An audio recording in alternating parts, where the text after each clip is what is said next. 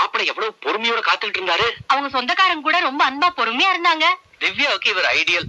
அதனாலதான் நானும் எனக்கு இந்த கல்யாணத்துல சம்மதம்னு கிளீனா அவங்க கிட்ட சொல்லிட்டேன். அப்பா ஸ்கூல்ல இருக்க 4-10 கல்யாணத்து வைங்கப்பா. அப்பதான் எனக்கு 3 நாள் மாட்டம் போட முடியும். அப்பா அது மட்டும் இல்ல, இப்பவே நாள் ஃபைனலைஸ் பண்ணாதான் சத்திரம் பிடிக்க முடியும். நீ வேற, அவங்க படுற அவசரத்தை பார்த்தா சத்திரத்துக்கெல்லாம் வெயிட் பண்ண மாட்டாங்க போல இருக்கு. மாப்பிள்ளை விட்டு இருந்தா அக்காவை இப்பவே தாலி கட்டி கூட்டிட்டு போயிருப்பாரு. அவங்க சம்மதம் சொன்ன போது அம்மா மூஞ்ச பாக்கணுமே, ஒரே சந்தோஷம். வெக்கம்தான். நமக்கெல்லாம் பிடிச்சிருக்கு, ஆனா திவ்யாவுக்கு பிடிச்சிருக்கான்னு என்ன கேட்கலையே. உனக்கு பிடிச்சிருக்குல்ல? எனக்கு பிடிக்கல. இவ கிடக்குறா, இவகிட்ட போய் கேட்டுக்கிட்டு. இவ எப்பவுமே இப்படித்தான். அவர்கிட்ட என்ன குறைய கண்ட? அவர் எவ்வளவு இன்டெலிஜென்ட் தெரியுமா? உன்னை பார்த்தோன்னே பிடிச்சிருக்குன்னு சொன்னார்ல. நல்லதெல்லாம் உனக்கு பிடிக்காதே. இந்த வயசுலயே அவர் பர்சனல் மேனேஜர் தெரியுமா? பிடிச்சிருக்குன்னு சொல்ல. மல்லிகா, ஏமா உனக்கு பிடிக்கல?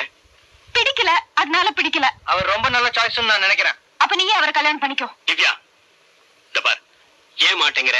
எனக்கு இப்ப கல்யாணம் வேண்டாம். சின்ன குழந்தை மாதிரி பேசாத. அப்ப சின்ன குழந்தை மாதிரி என்ன நடத்தாதீங்க. என் விருப்பத்துக்கு மரியாதை கொடுங்க. எனக்கு இப்ப கல்யாணம் வேண்டாம். பின்ன எப்ப பண்ணிப்பியா?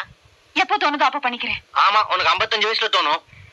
நான் இன்னும் படிக்க போறேன். கல்யாணம் வந்து படியே. படிச்சுட்டு கல்யாணம் பண்ணிக்கிறேன். அப்புறம் இந்த மாதிரி நல்ல இடம் கிடைக்காது. இல்ல பாருமா, நான் ஒரு கவர்மெண்ட் சர்வெண்ட். இன்னும் 4 வருஷத்துல ரிட்டையர் ஆக போறேன். உனக்கு கீழே 2 தங்கங்க இருக்காங்க. உங்க எல்லாரையும் நல்லபடியா நான் கல்யாணம் பண்ணி கொடுக்கணும். நீ இஷ்டப்படும் போது கல்யாணம் பண்ணி கொடுக்க என்னால முடியாதுமா. இது ரொம்ப நல்ல இடம்.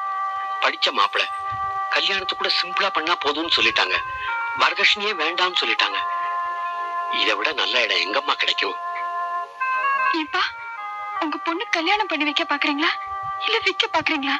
எவனாவது வரதட்சணை வேணான்னு வந்தா ஒண்ணு பொட்டலம் கட்டி வித்துருவீங்க.